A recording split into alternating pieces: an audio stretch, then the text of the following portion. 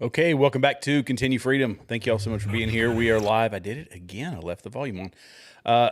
So yeah, this is wow. They caught the guy, obviously, as you saw from the thumbnail.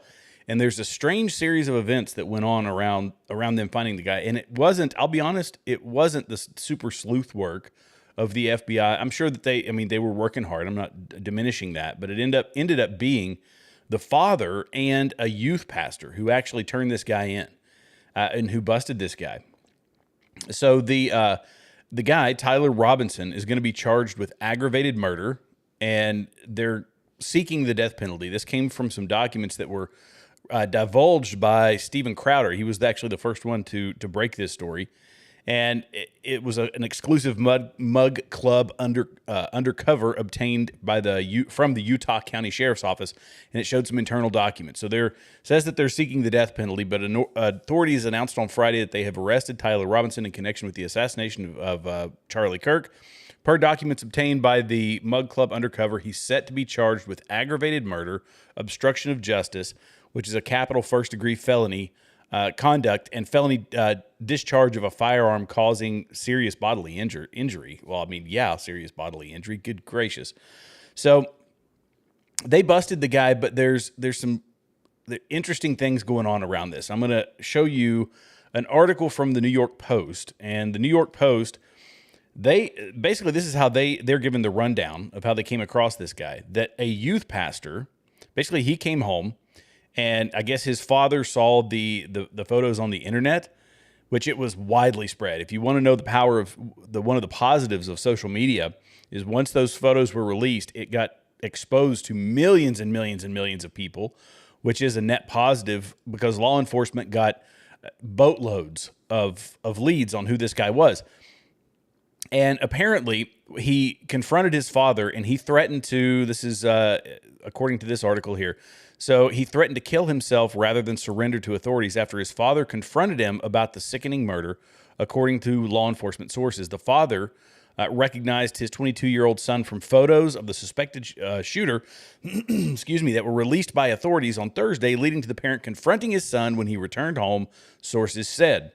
And so Robinson fessed up to the horrific shooting at Utah Valley University when his dad asked if he pulled the trigger, but originally refused to turn himself in to law enforcement, according to sources. He told his father he'd rather kill himself, leading the parent to convince his son to speak with their youth minister, who also works with the U.S. Marshal Service Fugitive Task Force, sources said. And we're going to go through some of the photos, but the minister then called a deputy with the federal agency, and the FBI took Robinson into custody Thursday evening, sources said. Now, Donald Trump came out on Fox News, I think it was the morning show, and said, we got the guy. Kash Patel hadn't announced it. Nobody had announced it, but he said, I feel pretty confident that we've got the guy. The crazy thing about this is, and I'm going to debunk a couple of the conspiracy theories that I brought up yesterday. I'd spoken about the video footage, and it didn't look like he had a rifle. And it was new footage. I got the footage. I actually enhanced some of the footage. I've got some programs that I use in my photo video work where I can tweak the imagery a bit. And you can actually see it in the low resolution stuff you get on the internet. You're going to get 720p on the internet, which, in case you guys don't know, most of your TVs are either 4K, it goes 4K, 1080p, then 720p. It's like the old school version of video, like when we had the tube TVs. You young folks won't remember that one, but as an old guy, I remember it. I remember it all too well. But nonetheless, this guy, the photos of him from his youth, they surfaced all over the internet. His dad is a 27-year veteran of a sheriff's department. He grew up with guns. He was allegedly a good shot. Now, you can see in that one over on the right, his father is a retired sheriff. He's Mormon. He's white. They're going to bring this up. Obviously, they love the fact that the left, that being the they people or the left, love the fact that he's a white guy, that he was raised with guns, and that he wore a Trump costume once for Halloween. But they're going to try to say, well, no, see, it wasn't our Antifa guy. It wasn't our Antifa guy. Well, what we've also learned is that while he was in college for a short period of time, he got involved with a communist group, which is let me make sure I get the name right here. It's these people. It's some student, like socialist, communist. There's, that sort of thing. You can see that here in the background. They're talking about this is one of the organization's meetings out in front of a building, and they're, talking about anti-capitalist, anti-fascist, the normal nonsense. So he was part of this group, and he obviously got radicalized when he went to college. And you can see from one of the photos, obviously the masking. He was all masked up, which is a telltale sign of a left-wing person these days. And it really reminded me of something I listened to Vodi Bakum say years ago. And it rings true to just as true today as it did back then. This was long. I only heard it maybe a couple of years ago, but he made this speech. You can tell by the video. It was probably in the 90s. And listen to what he says about kids, about the youth of America. 90% of Christians allow our government to educate their children. We are losing somewhere between 70 and 88% of our children by the end of their freshman year in college. That's the children of evangelicals. Somewhere between 70 and 88% of them have nothing to do with spiritual things by the end of their freshman year in college. Now, let me give you the easy answer before we go into a more detailed answer. The easy answer is this. If we continue to send our children to Caesar for their education, we need to stop being surprised when they come home as Romans. That the whole thing is 2 minutes long, and I should probably play the whole thing. But that says it right there. When you send your kids off to Caesar, don't be surprised when they come back as Romans. And that's what seems to have happened to this kid, is that he came back as a Roman. He came back as a radicalized leftist, and he took his revenge, because this is the common language that we hear it all the time on the left. It's always on the left that they're fascists, or the Nazi, the this, that, and the other, and it gets pounded into people's heads over and over and over and over again. And the delusion is not just, look, it's this one kid took it to the nth degree, but it happens to adults. It happens to well-known adults, wealthy adults. Stephen King is playing apologist now for all of his rancid tweets that he sent out. He said I apologize for saying Charlie Kirk advocated for stoning gays, which is what he said. He said, Charlie Kirk is into stoning gays. It's all about stoning gays, da-da-da-da-da. And he never said that. He said, I was wrong. I apologize. Oh, I'm wrong. I'm so sorry. I've apologized. He got it absolutely lambasted on social media for doing it. He's a wealthy guy. Should be, you would assume, an educated guy, and that he would know better, but that's not the case. And we have, let's see, here we go. Another guy. These are officers in the United States Army who are buying into this nonsense. And I'm going to tell you what Pete Hegseth says they're going to do here in a minute. But this guy right here, and I don't mind showing them. They're all over the internet. Do I care if people go and dive bomb their social media accounts? No, I don't. But this guy he's in the United States Army Reserves. An officer, apparently. It's these are the demons that we are up against. This is the spiritual warfare I was talking about yesterday. Here's another one. This guy right here, a United States Marine, coming out saying for a guy that hates gay people so much, he sure took and you can read the quote right there in the middle. I will not justify that on my show, but you can read it and you can see the ability for somebody to come in here and say, you know what, I'm going to make fun. I'm going to make light of a man, a father of 2 kids losing their lives. I'm going to go ahead and get on board this crazy train. And the reason I'm bringing them up, I'm a veteran. I'm a 21-year veteran in the United States Army. This is wildly unacceptable. You can have your political views. You certainly can.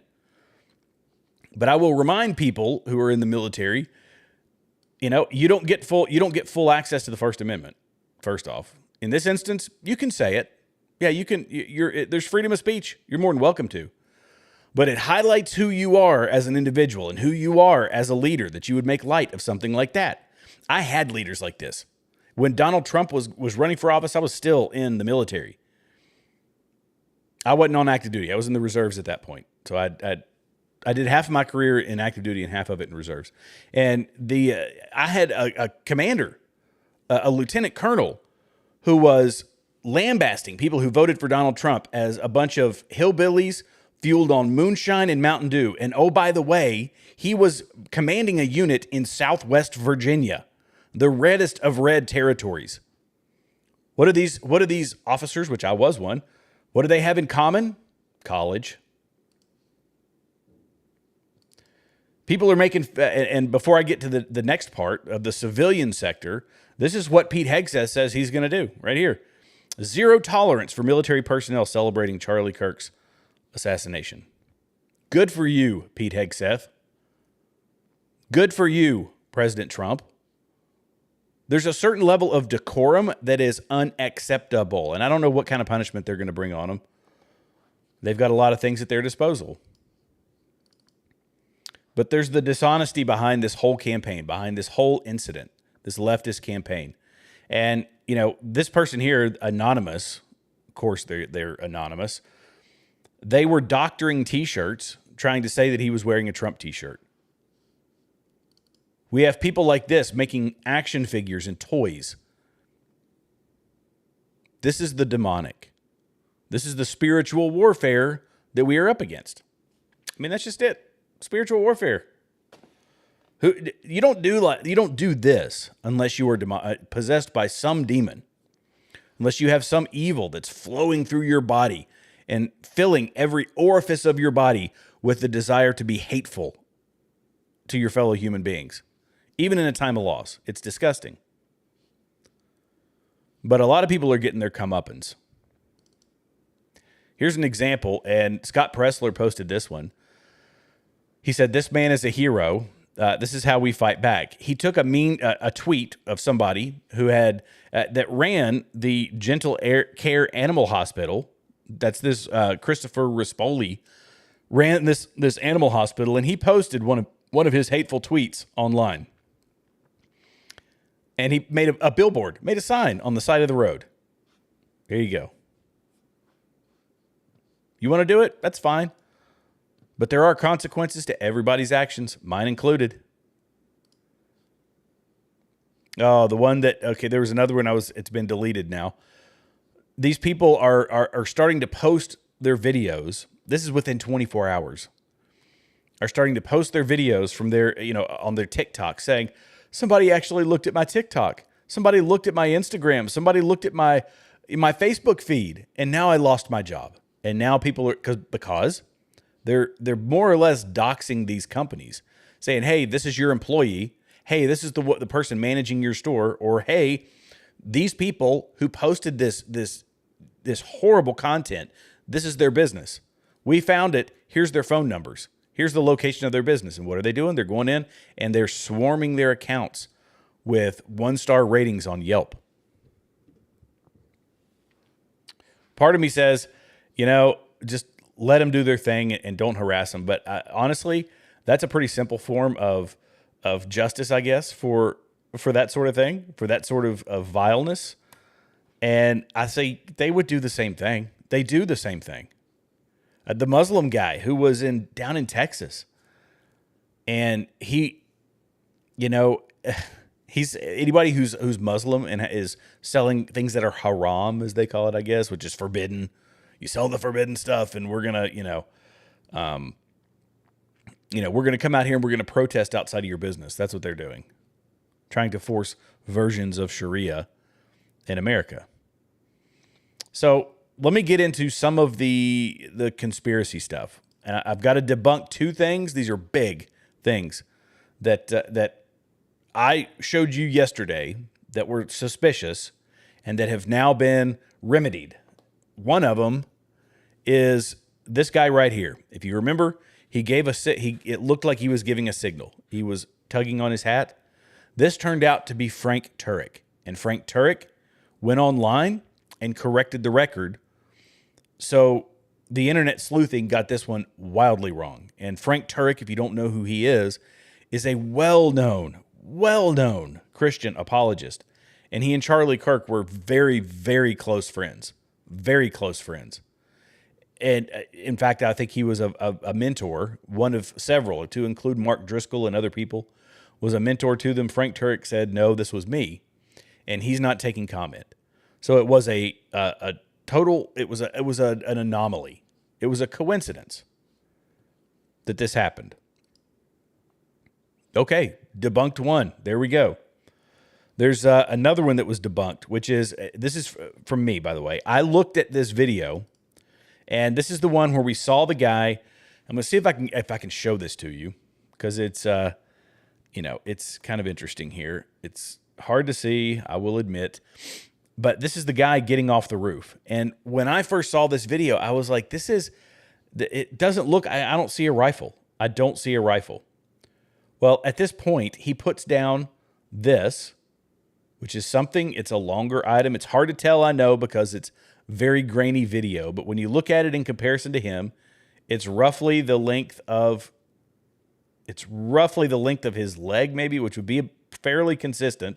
It looks like it's loose material, which could be a towel, which is what they said it was wrapped in. And that's not going on his back. So everybody said, oh, he's got a backpack on, but I don't see a rifle. The backpack is already on his back.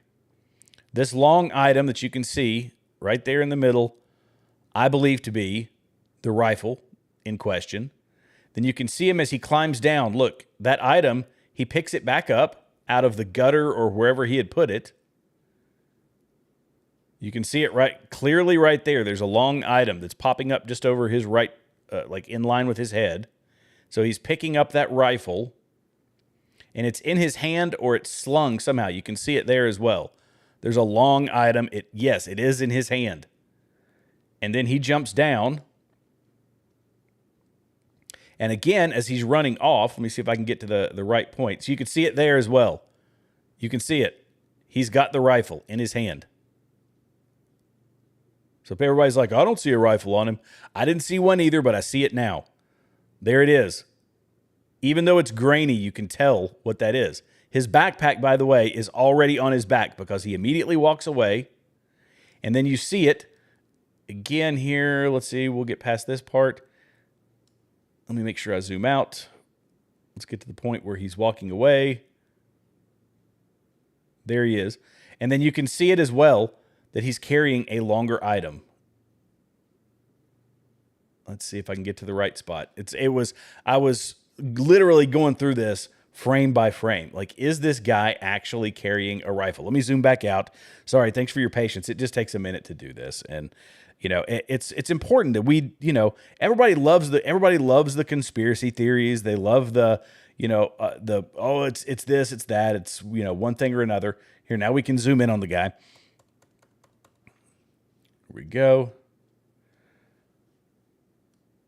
And there are frames here where you can see him carrying a long item. There it is right there. That's obviously not an arm.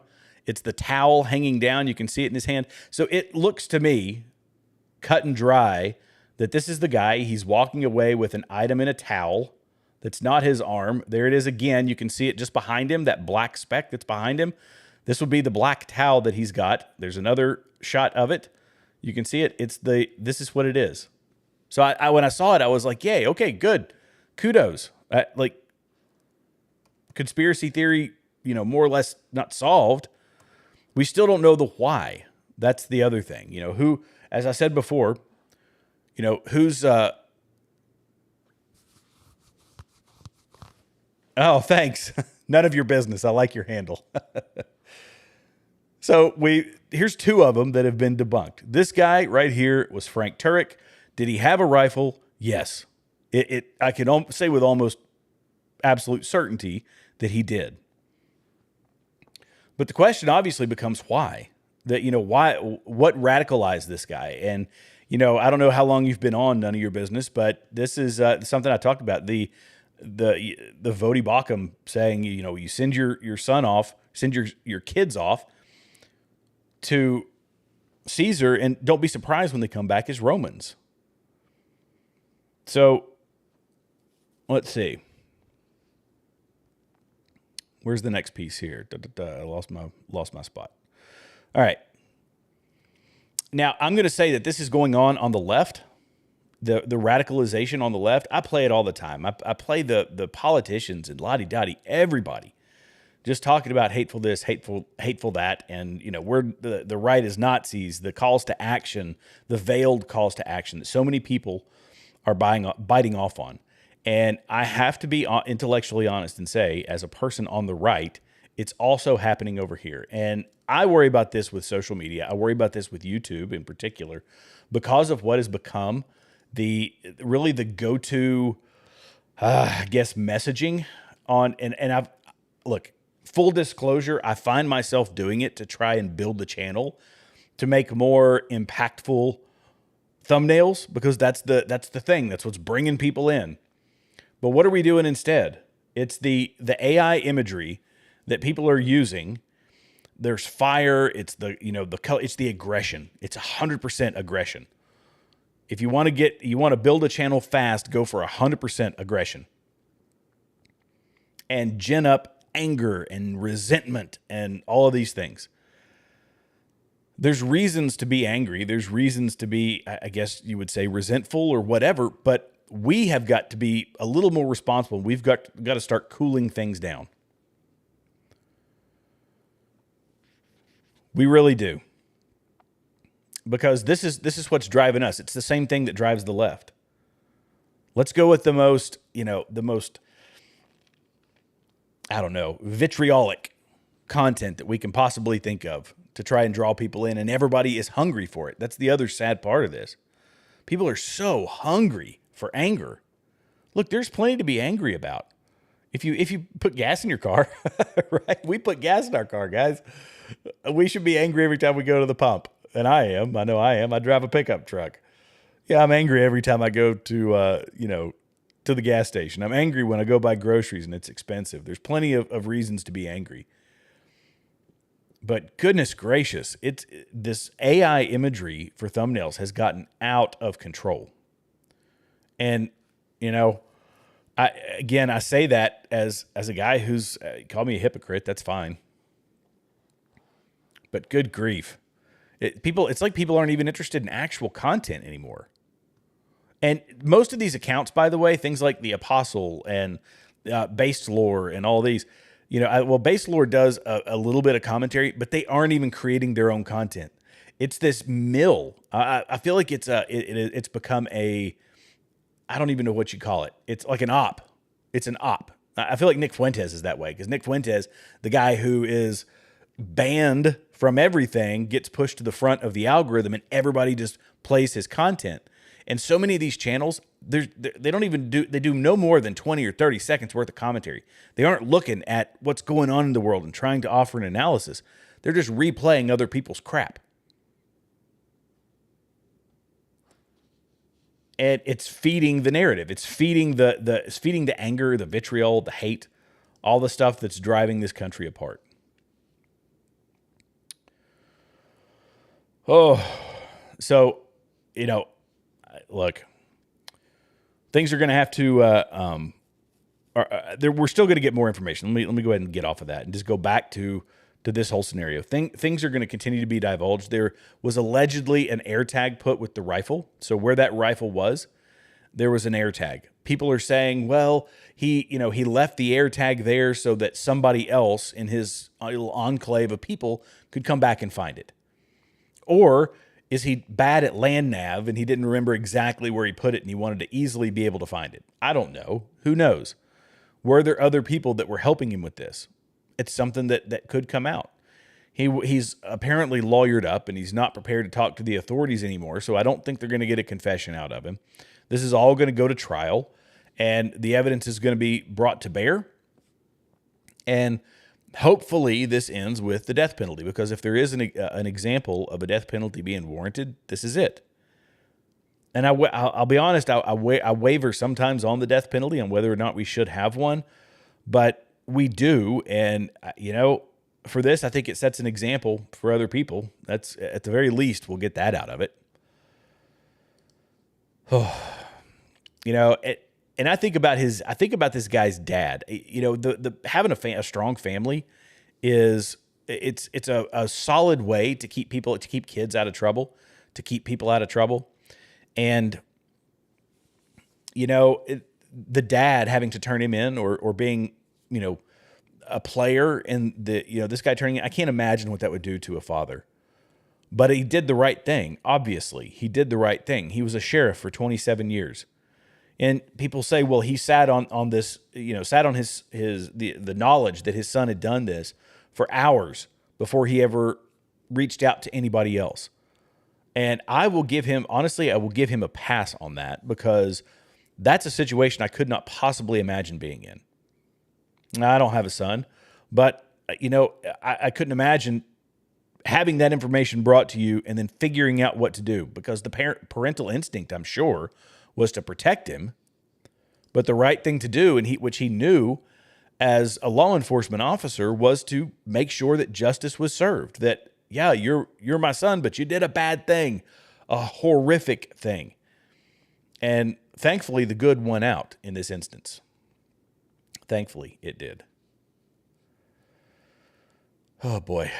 But, yeah, I mean, all indications are, from everything that's online, more information will come out. I'm sure more video footage with thousands and thousands of people being on their cell phones. Maybe we'll get some additional footage. There was one questionable thing, and I'll go ahead and bring this one up, because, as I did yesterday, there's crazy information out there. Some of it might be doctored, some of it might not be. But we're going to be presented with this, and we have to be smart with how we analyze this information. But this guy, after all this went down, this guy was caught running, and he had a firearm in his hand. Okay? So I'm going to play it, scroll through it here. We'll go frame by frame. They got this guy. And in fact, this came from a video of someone that I watched. He did a full interview and caught the whole thing. He was doing an interview while the incident actually went down. And so you've got this guy here who clearly has a firearm. Let's see if I showed it. Okay, there he is.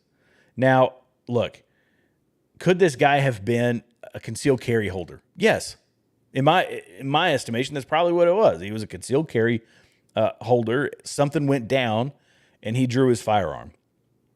He was probably concerned, and he was, do I think that this guy did it? No. I think it's pretty clear who did it. All those things are lining up. I brought it up yesterday, and I will remind you guys that surrounding this, let me find the clip here. The rifle that they found, that one was fishy to me. It was really, really fishy to me. It's still a little fishy to me, because apparently this kid knew. He knew firearms. Let me pull it up here. So here's the firearm, as I highlighted yesterday, and it's all over the internet. The scope rings right against the turrets. The positioning of the scope rings, it looks like the front scope ring is about to fall off. The positioning for eye relief on the stock is so far back. Just seems strange. I mean, again, I was half expecting the guy to have a black eye from a scope bite. But all indications are this is what he used, and the shot that he made was not wildly far. If he went out, and this is another point, that in the drone footage I showed yesterday that somebody had, you could see that Charlie Kirk was at a lowered position, and this shooter was on a rooftop. And you'll see it all over X too, people making this comment. But when you're shooting at basically, let me go to full screen here. If you're shooting above or below a particular target, we have to consider this in parts of East Tennessee and Southwest Virginia and that area, because it's mountainous terrain. But there's a certain amount of basically compensation that you have to do, and I'm not going to get into the specifics of it, but you have to consider that when you're shooting at something like a deer and you're shooting downhill, the point of impact is changed, so you actually aim lower. This would indicate this kid was aiming at Charlie Kirk and hit him where he did, because he did not account for that. And that's something from obviously going to the range and that sort of deal. But nobody goes for the throat when you're trying to shoot somebody. That's why people say this was a precise shot, and it was the damage and the this, that, and the other. Well, between this and knowing who this kid is, he's not some expert on these sorts of things. They say, well, he knew firearms because he was in pictures with firearms. There's a lot of people out there. There's a lot of gun owners here in America who don't know diddly squat about firearms. Does the fact that this kid right here is holding, an AR-15 by the mag well, does that mean that he's an expert shot? No. Accounting for the difference in elevation between him and his victim, did he know that he obviously didn't know where? So, the point of impact shift was different because he was shooting at a target that was below him. He didn't know that. He got lucky in his eyes, and we lost a great American because of it. But I think that more information will come out about how this kid was radicalized. And I think that's one of the most important things. Parents need to understand this. If you send your kids off, I'll play the Vodi Bakum segment again if I have to, but when you send your kids off to Caesar to be educated, don't be surprised when they come back as Romans. And that's happening to countless American kids all over the country. From good, conservative, American-loving households, and they come back hating this country, hating their fellow Americans, hating anybody who disagrees with them. And they come out and post stuff like this. Well, here you go. Hateful comments posted. And then they lose their jobs because people say, well, I'm not dealing with that mess. They can't keep a job, but they think they're entitled to one and entitled to be as vile and disgusting online as they want to be. Well, they're just not living in the real world. Entitled little Romans. That's what they are. And there's a component of evil in here, that seed of evil that got planted in them somewhere, whether it's in college or, part of a communist social group like this kid was. None of it's healthy. I am hopeful, but this is why this is why they took out Charlie Kirk, is because he was the one most effective in this country at reversing that. He was the most effective person in the country at changing the minds of young people, above and beyond anybody else on the internet. Billions and billions of views. And he would go toe-to-toe with these kids. And even if he didn't do it in front of the crowd, which is, you're going to get the loudest of loud to come and talk to you at a crowd. But the people that heard it, that were thinking about their worldview, thinking about their politics, thinking about why there's so much hate and vitriol and all this around them. How many of them, after they left those events, said, you know what? Everybody who came up there from the side of the aisle that I'm on, meaning the left, these kids, I'm speaking from their perspective, and they say, well, all these people around me are so hateful, but I talk to these conservative people, I talk to these Christian people, and they're so nice, and they're so kind. Maybe I'm on the wrong side of this. Maybe I'm on the wrong side of history. And there's a lot of people trying to do it. There's a lot of people trying to change these